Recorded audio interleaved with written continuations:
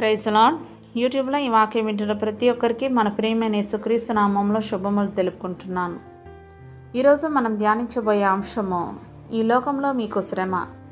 ఈ అంశం కొద్దిసేపు ధ్యానించమని దేవుడు నన్ను ప్రేరేపించారు.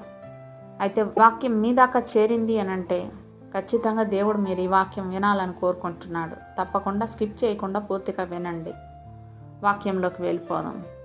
యోహాను సువార్త 16వ అధ్యాయం 33వ వచనం చూసినట్లయితే, లోకంలో మీకు శ్రమ కలుగును, అయినను ధైర్యం తెచ్చుకొనుడి, నేను లోకమును జయించి ఉన్నాను. ఆమేన్. ఈ లోకంలో మనకు అన్ని శ్రమలే అని యేసు ప్రభు చెప్పాడు. పుట్టిన దగ్గర నుండి చనిపోయే వరకు ప్రతి పని మనకు శ్రమగానే కనబడుతుంది. మన జీవితం మనం కోరుకున్నట్టు ఉండదు. కాబట్టి మన జీవితం మనకు శ్రమగా అనిపిస్తుంది. ఎందుకంటే శ్రమ అనేది మానసికమైంది. ఇష్టంగా చేసే పని ఎంత కష్టమైనదైనా శ్రమ అని అనిపించదు. అదే పని అయిష్టంగా చేస్తే చాలా శ్రమగా అనిపిస్తుంది. బిడ్డల్ని ప్రేమించే తల్లిదండ్రులు వారి బిడ్డలను పెంచడం శ్రమగా భావించరు. బిడ్డల్ని ప్రేమించని తల్లిదండ్రులు ఉంటారు. కనీసం అన్నం పెట్టడానికే శ్రమగా భావిస్తుంటారు. మన మనసును బట్టి మన శరీరానికి శ్రమ ఉంటుంది. ఎక్కడైనా పని చేయడానికి వెళ్ళినప్పుడు, అంటే పొలం పనికి కానీ, కార్ఖానాకు కానీ, ఉద్యోగానికి కానీ వెళ్ళినప్పుడు ఆ పని శ్రమగానే భావిస్తారు. ఎందుకంటే ఆ పనికి ఇష్టపడి కాకుండా తప్పనిసరి పరిస్థితిలో వెళ్తారు కాబట్టి. పని చేయాలంటే శ్రమ. అందుకే వాళ్ళని శ్రామికులు అంటారు. ధనాన్ని ప్రేమించే వాళ్ళు అవసరానికి మించి శ్రమ పడినప్పటికీ వాళ్ళకి శ్రమ అనిపించదు.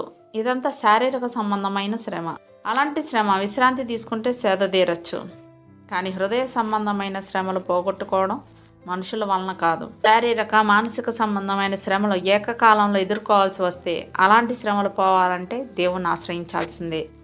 దేవుణ్ణి ఆశ్రయించలేని వారు ఆత్మహత్యలు చేసుకుంటారు. నా హృదయానుసారుడు అని దేవునిచే సాక్ష్యం పొందిన దావీదు ఎన్నో శ్రమలను ఎదుర్కొన్నాడు.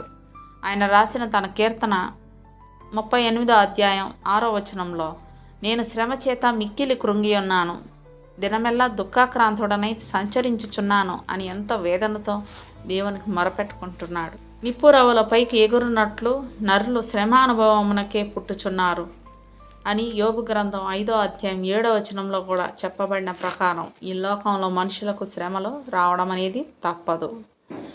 దేవుని కుమారుడైన యేసు ప్రభుతో సహా ఈ భూమి మీద శ్రమలు ఎదుర్కొన్నారు. యేసు శిష్యులు, అపోస్తులైన పౌలు, ఇంకా యేసును అనుసరించిన అనేక మంది ఆయన శిష్యులు మహాశ్రమలను ఎదుర్కొన్నారు.